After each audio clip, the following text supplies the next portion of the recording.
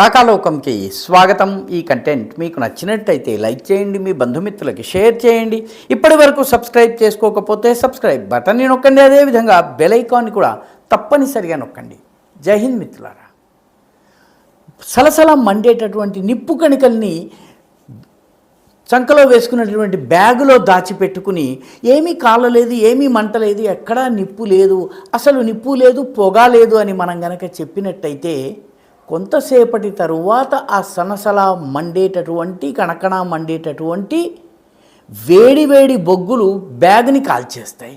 Bag కన్నం పడిపోతుంది, ఆ బొగ్గులు ఒంటి మీద పడతాయి. మొత్తం అంతా కూడాను గడబిడ గందరగోళం అవుతుంది. దాచాలనుకున్నటువంటిది ముఖ్యంగా నిప్పుని జేబులో పెట్టుకుని ఎక్కువ కాలం దాచలేరు. అలాగే అబద్ధం చెప్పి నిజాన్ని ఎక్కువసేపు దాచలేరు.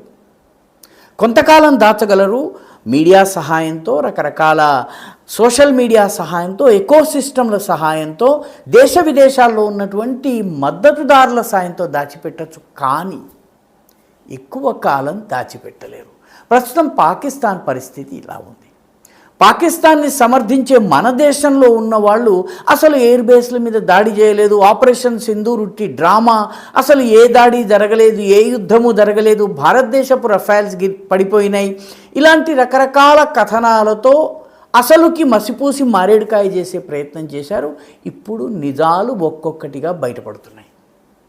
పాకిస్తాన్లోని చక్వాల్లో ఉండేటటువంటి మురీద్ ఎయిర్ బేస్ని పూర్తిగా డెమాలిష్ చేశారు. పాకిస్తానీ అధికారులు మొత్తం ఎయిర్ బేస్కి సంబంధించిన ముఖ్య భవనం ఏదైతే ఉందో ఆ భవనం మొత్తాన్ని డెమాలిష్ చేశారు. ఎందుకు డెమాలిష్ చేశారంటే ఈ భవనాన్ని మళ్ళీ రిపేర్ చేసి మామూలు స్థితికి తీసుకుని రావడం, పనిచేసేలా చేయడము అసాధ్యం కాబట్టి డెమాలిష్ చేశారు. అసలు ఎందుకు ఈ భవనం పాడైంది?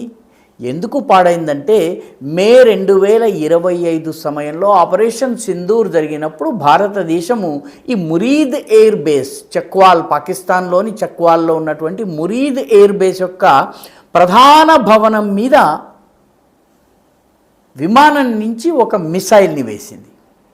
ఆ missile scalp air to surface missile అని భావిస్తున్నారు. అంటే గగనతలం నుంచి నేరుగా భూతలం మీదకి దాడి చేసేటటువంటి మిసైల్ 450 కిలోల బరువు ఉన్నటువంటి, అంటే 4.5 టన్నుల బరువు ఉన్నటువంటి మిసైల్ అది. ఆ మిసైల్ని మన వైమానిక దళం వేసేసరికి ఆ భవనం కాస్త పూర్తిగా ధ్వంసమైంది. భవనము ధ్వంసం కాగానే పాకిస్తాన్ అసలు ఏమీ జరగలేదు, మురీద్ మీద దాడి జరగలేదు, మా ఎయిర్ బేస్ ఇంటాక్ట్గా ఉందని చెప్పి ప్రకటిస్తూ వచ్చింది. మన దేశంలో కూడాను అది నిజమేనని నమ్మే ఒక వర్గము, నమ్మించే ఒక వర్గం ఉన్నాయి. కాబట్టి ముఖ్యంగా ఆ సమయంలో అమెరికా వంటివి కూడా పాకిస్తాన్కి వంతపాట వత్తాసు పలికేటటువంటి ప్రయత్నంలో ఇదంతా అబద్ధమని చెప్పాయి. ఇప్పుడు మొత్తం భవనాన్ని ఎందుకు తీసేశారు? ఎందుకంటే it is unfit for repairs. మనం మిసైల్ తగలడం వల్ల జరిగినటువంటి ప్రమాదము కేవలము కాంక్రీట్ పైకప్పుకి, కాంక్రీట్ రూఫ్ ఉంది దానికి మాత్రమే కాదు, రూఫ్ నుంచి చాలా లోపలికి దాడి తగిలింది. ఓ రూఫ్ కొలాప్స్ అయింది, కుప్పకూలిపోయింది. ఇంటర్నల్గా అంతర్గతంగా కూడాను డిస్ట్రక్షన్ జరిగింది, విధ్వంసం జరిగింది. దాంతోపాటు మొత్తము భవనం ఏదైతే ఉందో ఆ భవనం యొక్క స్ట్రక్చర్ పూర్తిగా డ్యామేజ్ అయిపోయింది. మొత్తం రూఫ్ నుంచి మన మిసైల్ పెనిట్రేట్ అయి వెళ్ళింది. దాదాపు 3.5 మీటర్ల పొడవైనటువంటి గొయ్యి పడింది. అంటే మిసైల్ పడడం వల్ల, పేలడం వల్ల ఒక క్రేటర్ ఫార్మ్ అవుతుంది, ఒక గొయ్యిలాగా ఫార్మ్ అవుతుంది. ఆ క్రేటర్ ఫార్మ్ అయింది. ఇదంతా కూడాను అప్పటి శాటిలైట్ ఇమేజెస్లో కనిపించినాయి. కానీ కళ్ళుండి చూడలేని వాళ్ళకి శాటిలైట్ ఇమేజ్లు చూపించినా కూడా నమ్మలేదు. పాకిస్తాన్ ఏం చేసింది, డిసెంబర్ వచ్చేసరికి దాని మీద ఒక ఎర్ర రంగు టార్పాలిన్ని కప్పేసి లోపల దాన్ని బాగు చేసే ప్రయత్నం చేసింది ఏదో రకంగా. కానీ అది బాగుపడే లక్షణం లేదు అని తెలిసిన తర్వాత మొత్తం భవనాన్ని కూల్చేశారు. మొత్తం అక్కడ ఉన్నటువంటి తుక్కంతా కూడాను ఒక పక్కన వేశారు. ఆ భవనం కూలగా మిగిలినటువంటి భగ్న శకలాలు, రాళ్ళు, రప్పలు, కాంక్రీటు, ఇనుము, రాడ్స్ ఇవన్నిటినీ కూడాను ఓ పక్కన వేశారు. అవన్నీ కూడాను ఫిబ్రవరి 28న శాటిలైట్ క్యాప్చర్ చేసింది. ఆ తర్వాత అనాలిసిస్ జరిగిన తర్వాత దాన్ని రిలీజ్ చేసింది. ఇప్పుడు తాజాగా రిలీజ్ అయినటువంటి ఈ ఫోటోలలో టార్పాలిన్ ఒక మూలకి ఉంది. అదేవిధంగా మొత్తము చుట్టూ కూడాను భగ్న శకలాలు, విరిగిపోయినటువంటి శిథిలాలు, ముక్కలు, ఇవన్నీ కూడాను చెక్క ముక్కల దగ్గర నుంచి డోర్లు గీర్లు అన్నీ కూడాను కాలిపోయినవన్నీ కూడాను పక్కన ఉన్నాయి. అంటే ఈ మొత్తము భవనము కుప్పకూలిపోయింది. అంత ఇంపాక్ట్ ఆపరేషన్ సింధూర్ది. ఆపరేషన్ సింధూర్ ఈ చక్వాల్లో ఉన్నటువంటి మురీద్ ఎయిర్ బేస్ మీద ఒక బొట్టు పెట్టేసరికి దాని తల తిరిగి పడిపోయింది. అంత ధ్వంసం అయిపోయింది. అయితే మురీద్ని ధ్వంసం చేయడంలో గొప్పతనం ఏమిటి? చాలామందికి రావచ్చును, 9వ 10వ ఎయిర్ బేసెస్ ధ్వంసం చేసింది కదా.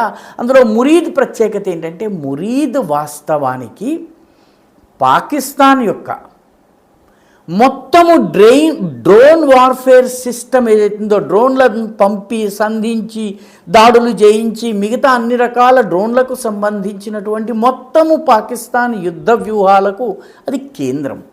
డ్రోన్ యొక్క command and control structure, unmanned aerial vehicles అని ఏవైతే వాటి పాకిస్తాన్కి చెందినటువంటి డ్రోన్లు, లాయిటరింగ్ మ్యునిషన్స్ అంటే ఒకే చోట తిరుగుతూ టార్గెట్ని ఫిక్స్ చేసుకుని అటాక్ చేసేటటువంటివి, సరుకు రవాణా చేసేటటువంటి వస్తువుల్ని తీసుకెళ్ళి, ఆయుధాలని, డ్రగ్స్ని తీసుకెళ్ళేటటువంటి డ్రోన్స్, మొత్తం ఈ డ్రోన్ల వ్యవస్థ, పాకిస్తాన్ డ్రోన్ల వ్యవస్థ యొక్క కమాండ్ అండ్ కంట్రోల్ స్ట్రక్చర్ ఏదైతే ఉందో అది మురీద్ ఎయిర్ బేస్. ఆ మురీద్ ఎయిర్ బేస్ మీద దాడి జరిగింది. దాడి ఎంత భయంకరంగా జరిగిందంటే మొత్తం భవనాన్ని కుప్పకూల్చడం తప్ప పాకిస్తాన్ దగ్గర వేరే గత్యంతరం లేదు. అంటే పాకిస్తాన్కి చెందిన డ్రోన్ల కమాండ్ అండ్ కంట్రోల్ స్ట్రక్చర్ పూర్తిగా ఆపరేషన్ సింధూర్లో ధ్వంసమైంది. ఆపరేషన్ సింధూరే ఒక బూటకము, మన రఫైల్సే కూలిపోయినాయి, పాకిస్తాన్కి ఏమీ నష్టం జరగలేదని వాదించే వాళ్ళు ఈ తాజా శాటిలైట్ ఇమేజెస్ ఇంటర్నెట్లో లభ్యమవుతున్నాయి. అదేవిధంగా పాకిస్తాన్లో ఈ మురీద్ ఎయిర్ బేస్ని పూర్తిగా ధ్వంసం చేసినటువంటి ఫోటోలు లభ్యమవుతున్నాయి. వాటిని చూసైనా కనీసము నిజమేమిటో తెలుసుకోవాలి. ఇంత చెప్పినా కూడా మేము నిజం తెలుసుకోము, మన రఫైల్సే కూలిపోయినాయి తప్ప పాకిస్తాన్కి ఏ నష్టము జరగలేదు అని వాదించే వాళ్ళకి ఒక నమస్కారం. ఈ వీడియో మీకు నచ్చినట్టయితే లైక్ చేయండి, షేర్ చేయండి, ఈ ఛానల్కు సబ్స్క్రైబ్ చేయండి. మీ అభిప్రాయాన్ని కమెంట్ల రూపంలో తప్పనిసరిగా పంపించండి.